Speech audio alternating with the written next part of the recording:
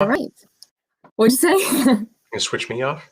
No, you're still on. Oh, bummer. Okay, good afternoon, everyone, and thank you for joining us today. I'm Liz, for those who have not seen me in previous coffee hours. It's always a privilege to stand in for Senator McMurrow as she's on leave and talk about really important topics and bring really interesting people and cool people to you. So usually we have special topics and then Molly comes in to do a legislative update, but today we have a special version of a hybrid of that just because so many things are happening, so much new news is coming out. So we invited Dr. Faust here from Oakland County, he's a medical director, and he's joined us previously for a coffee hour. But since so much has happened with the vaccines and new availability, we wanted to have him on to kind of re-up some questions and talk about some new ones. So thank you for joining us, and I guess I'll just dive into the first question. Not to waste anyone's time. Bring it. So Johnson & Johnson, it's a new one on the, we talked about it briefly, I think, in our last coffee hour on February 5th. So a lot has happened since then, but we touched about it briefly, but I've heard a little bit of skepticism throughout the community about it. One being a one shot, so we're not used to that with the 2 shots of Mrna and Pfizer, specifically for Corona. Obviously other ones we're used to it, but and then I see some different some numbers of effectiveness. So it depends on, one number is to prevent hospitalizations, one's to prevent severe illness. And then, so I was wondering if you could just touch on that a little bit. Be glad to. And those are great questions. I mean, it is a little confusing if you go online and look at the numbers that are being thrown around, and there are a lot of numbers. Mm-hmm. I really need to emphasize that it's an unfair comparison to be comparing the clinical trial results that were just conducted by Johnson & Johnson back to the clinical trial results that are from literally a year ago, done by Pfizer and Mrna. Back when Pfizer and Mrna were running their clinical trials, we didn't have these variants. And so many of the variants become kind of dominant strains because they're more easily transmitted. Something about them, the mutation means that they either divide more easily in us, or are shed more easily, or stick to the lining of our nose more easily. But whatever it is, they're more easily transmitted. Note that the Johnson & Johnson clinical trials were conducted in places where those variants have arisen. That is, they ran clinical trials in South Africa, they ran clinical trials in Brazil, in addition to here in North America. And so it's completely impossible, literally impossible, to compare the effectiveness of their vaccine to the Pfizer and Mrna that were run a year ago. But having said that, in public health, the most important number to me, and as a private citizen, the most important number to me would be, does the vaccine keep me alive if I get infected? And all of these vaccines will keep you alive if you get infected. They're 100% effective in that goal. And they're also 100% effective in keeping you out of the hospital. That's off a ventilator, reducing the severity of infection if you do become infected. And in fact, we now know that you can become infected with COVID-19 even if you've been fully vaccinated by any of these 3 vaccines.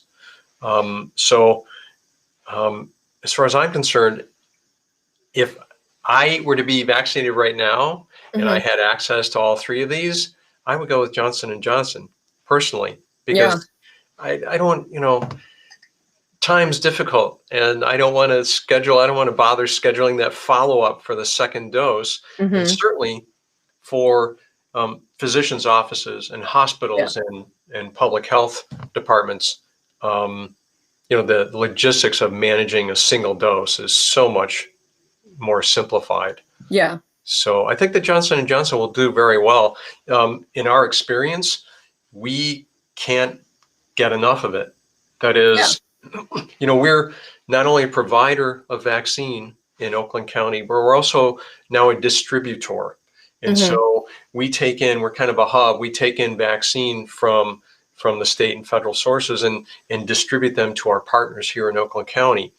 And we can't get enough Johnson & Johnson. Every time we get any, bang, one of our partners or all of our partners are clamoring for it. I think primarily because it is so much easier to manage logistically. Yeah. Well, thank you for answering that one. The next question I have is... As I ramble on and on, please just, give me a signal or something, okay? No, that's perfect. Okay. The more information, the better, in my opinion. And February 5th, we talked a little bit about the approval process for these vaccinations. I was wondering if you could talk through that again, and what a vaccine goes through to be approved by the FDA. And I'll start off, I'd like to go through that, but let me start off by saying a lot of the questions that we receive, a lot of questions I personally receive about the speed of development of these vaccines is very concerning to people. And I think that's a cause for some hesitancy or reluctance to become vaccinated. And I think we've been very, very fortunate on a number of levels here. And so let me just remind people, for both of these types, but I'm going to talk about specifically the mRNA vaccine. The Johnson & Johnson is not an mRNA vaccine. It's basically a virus-based vector to get that mRNA or the DNA into you and make an mRNA and make the spike protein. But for both vaccine types, both had been developed over decades. So we're talking 10, 20, 25 years, those methods have been in development. And in fact, when I go back and look, the mRNA vaccine had been developed as a vaccine for the original SARS, and then again, a few years later for MERS. And so the ability that methodology exists, the whole platform of mRNA vaccine existed with these companies. And so when COVID-19, SARS-CoV-2 popped up, they were able to just basically take out the message for SARS or MERS and replace it with the message for spike protein. And they had already developed the lipid nanoparticle, already developed the sequencing. And so that saved, well, I don't know, it had been in development for 10 or 20 years. So it certainly saved many years right there. And frankly, the other thing that really moved things along time-wise was that so many governments around the world were financially incentivizing getting these vaccines out. So there were companies that otherwise would have just shrugged their shoulders and said, well, I don't know. They dropped everything. They shut down all the other lines. They redeployed all their personnel and worked 24/7 on working up these vaccines. So we were very fortunate in that we got vaccine in less than a year. Now, with regard to the emergency use authorization, people say that because of that, they're not really vetted for safety. And I really need to point out kind of the steps that these vaccines have gone through. All three of these and the others that are coming down the line go through the same process. And that is they go through 3 clinical trials. Phase 1 clinical trial is usually with a fairly small number of people, usually relatively young and usually relatively healthy. So a small healthy cohort. And what they do is they'll give them the vaccine in increasing doses, looking for any kind of reaction, any kind of adverse response. In addition, toward the end of that phase 1 trial, what they'll do is they'll start to look and see whether there's any kind of immune response, whether the vaccine at various doses elicits a decent immune response. If there are no significant adverse reactions, they'll move on to phase 2. And phase 2 is usually hundreds of people, and then they start to broaden out the category of people they administer vaccine to. They'll try to do various age ranges. They'll try to get some people in there that aren't necessarily healthy, folks with diabetes or other ailments, and so try to get a more representative group or cohort in there that they'll test against. And by now they're starting to select a real dose that would be, reasonable. And they're starting to look for the immune response. And if that all goes well, and again, safety is their highest priority. That is, they're monitoring for adverse reactions during all of these. And if that all goes well, they'll go into phase 3 trials. And phase 3 trials, they're talking thousands of people.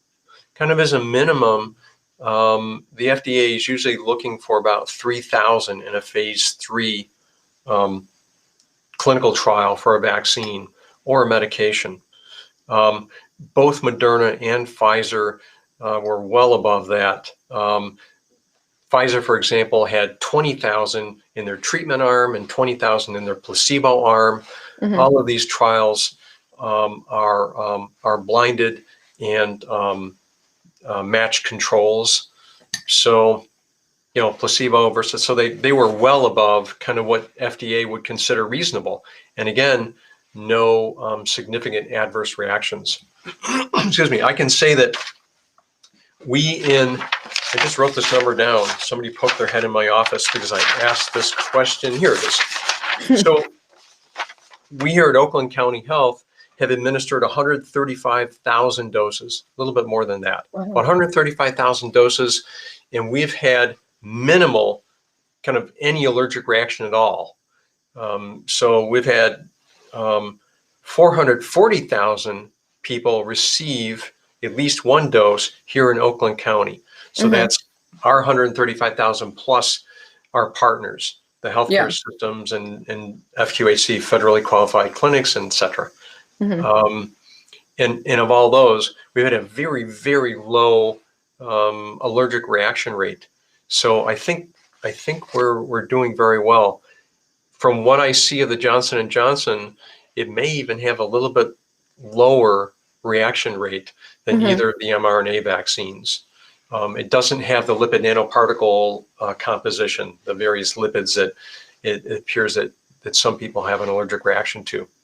Awesome. And of course, it's a single dose. Yeah. So, it's not 2 times. Yeah. And so we speak quite a lot about the FDA, and it's just this big agency and stuff like that. But I guess my question is, who are the people that are approving these vaccines? Yeah, thank you for that. So not only are the evaluators of these clinical trials world-renowned physicians and scientists, and that's clearly very important because they make their decisions on the evidence, on the data, strictly on the basis of safety and the science of effect. But just as importantly, and people, I generally don't think of this when I'm thinking about the FDA, but these people are mothers and fathers and sisters and brothers just like we are. And in fact, the decisions they make on these vaccines affect them personally and their families. And so I don't think we could do better. I think this is exactly the group of people we want making these decisions that will keep us and our families safe. Yeah. And I think that's important to know that they're also human beings. It's not, a robot making these decisions for us. And they have no, the skin in the game is their own safety and their own health and that of their families. They're not financially incentivized in any way by the success or failure of those companies or those various vaccines. Yeah. And recently there's been news about how, President Biden said vaccines would be available to individuals starting May. And then I think the same day or the day after, we talked about April 5th being, available to everyone 60 and up in Michigan specifically. So I was wondering if you knew, because trajectories, when we were talking on February 5th, we were talking about possible vaccinations for people like my age, maybe like August or September. So how did we get to April as like a new date? Yeah, I think that's a great question. I can't speak to the decisions that are made at the state level, but I can say that we have been receiving more vaccine than was originally anticipated. And so I think again, those companies are being incentivized by the federal, at the federal level. and providing, distributing vaccine at a greater rate than it originally appeared that they could. And as far as I'm concerned, the sooner the better. Yeah. And I will say it's been a little frustrating when the state makes an announcement statewide that so and so is now eligible, and we don't have enough vaccine. Yeah. I mean, originally we've had the capacity to vaccinate 20 or 30,000 people every week. And for weeks we were receiving fewer than 2,000 doses. And so, and the state would make these announcements, and we've still got 2,000 doses this week. We have 250,000 in Oakland County that are 65 and above. So it's going to take a while to move through the eligibility list. But I do want to emphasize that whether you've been announced to be eligible yet or not, whether you've been in an announced group or not, go on oaklandcountyvaccine.com, click on the blue button that will sign you up, the Save Your Spot button, and get on there, save your spot, because as we continue receiving vaccine, we'll keep moving down that list as fast as possible. And when you are called or when you are emailed and invited to make an appointment, just do it. Get in there and get vaccinated. It doesn't matter what brand it is. Don't brand shop. This is not a pair of, running shoes or fancy jeans. This is a way we're going to put an end to this pandemic. Yeah. So when you're invited, get in there and get whatever brand they offer you. Yeah. And then there's the news of Ford Field, the mass vaccination site at Ford Field. And that's a federally run kind of program, I believe. FEMA's involved in setting those up. Yeah. And I wanted to say, I'm pretty sure, but I wanted to double check that Oakland County residents can also go and get vaccinated there. It's not just Detroit residents. No, not at all. And I looked it up. I have the number where people can call in there and get registered for the Ford Field. So it's 888-535-6136, and it's number 1 after that, line 1. Awesome. And we'll probably put those in the comments once I go off air and put that in there. I'll put the number. And then I wanted to touch about how when you are fully vaccinated. The CDC recommended or kind of lessened restrictions about those who are fully vaccinated can hang out together unmasked. But I wanted to make sure that people knew what fully vaccinated meant. So regardless of what kind of vaccine you get, you're considered to be fully vaccinated at least 2 weeks beyond that last dose. So whether it's a 2-dose, it's 2 weeks after your last dose, or a single dose vaccine like J&J, it's 2 weeks after your dose. So those folks are considered fully vaccinated. But it's also important to know that your immune system, your immune response continues to evolve and develop over time. And so, yes, they consider you to be fully vaccinated at 2 weeks, but in fact, you're not as immune as you will become over time. And so if I were to test you at 2 weeks and test you again at 2 months, you would very likely have a much stronger response at 2 months, because you have an antibody response and a cell-based immunity. And, and that cell base continues to evolve over time. So that's a good thing. But it doesn't mean that you should just, throw caution to the wind and start partying in big crowds. It's still important to wear a mask. It's still important to maintain social distance, and still avoid indoor crowds. My biggest concern right now is that most of these variant strains that we keep hearing about are more easily transmitted, which means mask and distance, because I would predict that moving forward, 6 feet will be a bare minimum with these new strains that are more easily transmitted. But you know what? The masks work for all of them. Yeah, of course. And double masking. Exactly. Thank you. Yeah. I'll get my fabric one, and then I have my a surgical one. So I just want to talk about some important dates, where to find a vaccine, and then Molly can come on. So March 5th right now, Michiganders 50 and up who have medical conditions or disabilities are available, and then caregivers for their families. Starting March 22nd, this upcoming Monday, it'll be all Michiganders 50 and up, and then those 16 with pre-existing conditions or disabilities. And then April 5th is all Michiganders 16 and up. So, and then where we can find the vaccine, we've got a lot of people asking us where to find them, and we've had some success with Kroger, Rite Aid, Meijer, and then obviously Save Your Spot with you guys. And one thing that Molly mentioned to me, that it's important that once you are vaccinated, make sure you try to get off those registrations so that people can get to the vaccine more quicker, I guess. Yeah, and if you go to our oaklandcountyvaccine.com, if you go to that site, you save your spot with the blue button, but there's a gray button right next to it. So that if you do get vaccinated someplace else, please go back and remove your name from the list doing that. In fact, we have nearly 500,000 people on the list. And the reason is that a lot of people considered that it was like a lottery. If they signed up 10 times, so many it would names. increase their chance, and it doesn't work that way. Just messes up the system. So, it's a lot of multiples on there. Yeah.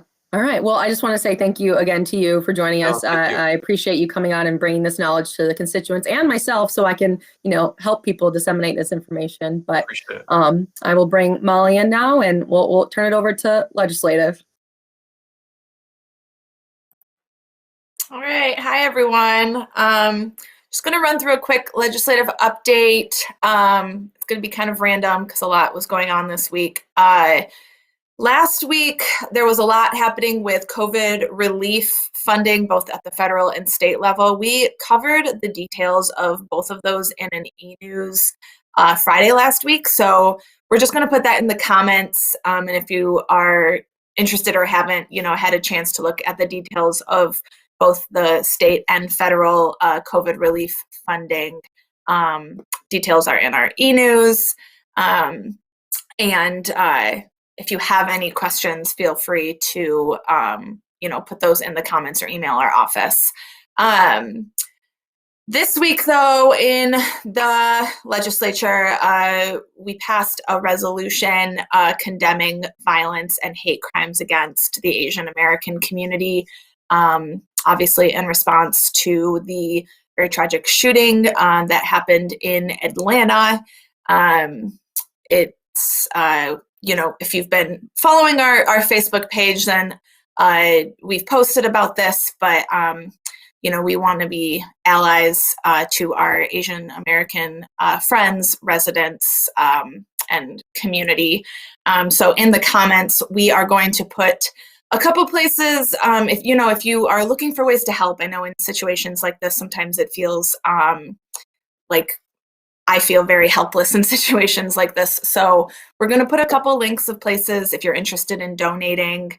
The Asian American Resource Center in Atlanta, the Asian Americans Advancing Justice organization, and there's also other crisis intervention organizations locally that are asking for assistance as well, just because that is kind of the response that they are trying to provide for the community.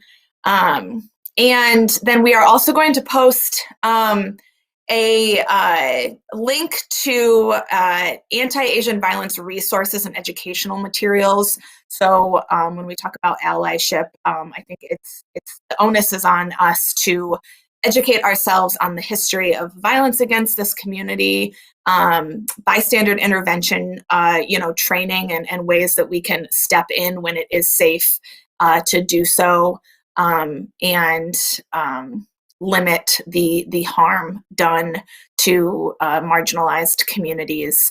So we will put all of that in the comments for anybody that is interested in diving a little bit deeper, doing that education and doing that work and development for yourself and for our neighbors. Shifting gears here, just a reminder that the federal tax deadline has been extended or delayed until May 17th. So you've got a little bit more time filing your federal taxes. And that is just kind of a update from the federal government. Another piece from this week in the legislature, it was Sunshine Week. Again, if you've followed us on Facebook this week, you'll see that we posted a little bit about it, but I wanted to dive in a little bit deeper. So every year, Sunshine Week is kind of a way to highlight issues in government transparency. For anyone that's been following along, especially in Michigan, you'll know that Michigan is ranked 50th amongst states in government transparency. We have a lot of work to do in this space. Our colleague, Senator Jeremy Moss, has been a champion of opening up the legislature and the governor's office to Freedom of Information Act. Michigan is only one of 2 states that exempts the governor, lieutenant governor, and the legislature from Open Records Act. So that is a major push right now. There was legislation that was introduced, bipartisan legislation, that would open FOIA to the governor, lieutenant governor, and the legislature. And then along with that, the Secretary of State's office has introduced a plan called Worst to First, and it's a legislative agenda that her office has said that, she's committed to working with the legislature, wanting to do a couple of things here.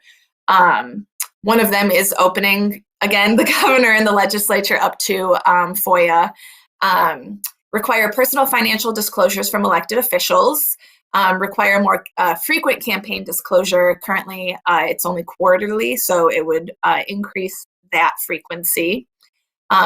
Shining light on dark money in politics, so requiring all PACs, super PACs, 527 committees to report and close the administrative account loophole by requiring reporting of all receipts and disbursements. And tighten LLC reporting requirements to ensure secret and foreign money does not enter our elections. And then ending corruption, which would ban foreign money in Michigan elections, as state law only bars it from super PACs right now. Require a 2-year period between leaving elected office and working as a lobbyist. So kind of ending that revolving door that we hear about. Requiring former legislators who are doing legislative consulting, to register and report as lobbyists. That's kind of been a loophole as well. A lot of people leave office and then they become consultants, and so this would make it so they would have to register as lobbyists. Eliminate the potential for quid pro quo corruption and pay to play by banning companies that receive state grants or contracts from making political contributions. And then enforcing the Conflict of Interest Act to identify legislative conflicts of interest. So that's kind of a very broad description of what the Secretary of State's office came out with. But we are excited to work with Secretary Benson's office on a lot of these initiatives because Michigan needs to get better in this area. So she also had announced that the Bureau of Elections is going to launch a new campaign finance filing system on its website. So that's going to make it easier for the public to track finances of candidates, which is another really important component of this. And then from our office, this week we introduced with our colleague, Senator Jeff Irwin out of Ann Arbor, 2 bills. His bill would create Indigenous Peoples Day in the state of Michigan, and then our bill is kind of a companion bill with his that would replace what is currently Columbus Day with Indigenous Peoples Day. Michigan is home to 12 federally recognized Native tribes. It is a large part of our heritage and our history. It's past due that we recognize it, honor it, and celebrate it. And then our bill also makes Election Day a state holiday, which we are excited about and believe it's really important because it will encourage civic engagement, expand access to the polls for people. And so we hope that we'll see some movement on those bills. And then another thing just worth mentioning, this was last week, not this week, but I just want to make sure that we kind of give it some attention, is the legislation that would expand the Elliott Larson Civil Rights Law to include sexual orientation and gender identity. so that our LGBT friends and community members cannot be discriminated against in housing, jobs. Right now it is legal to discriminate against the LGBT community in Michigan, and it is time for that practice to end. So that is a quick rundown of some of the things that's been going on in the legislature. Again, if anybody has questions, comments, concerns, feel free to email our office, and we will see you hopefully all next week. And then as a reminder, we do only do coffee hours during session weeks. And so legislative spring break is coming up at the end of March, last week of March, first week of April is the legislative spring break. So we will not be having coffee hours on the Fridays of those 2 weeks, but then we'll be back that second week. All right.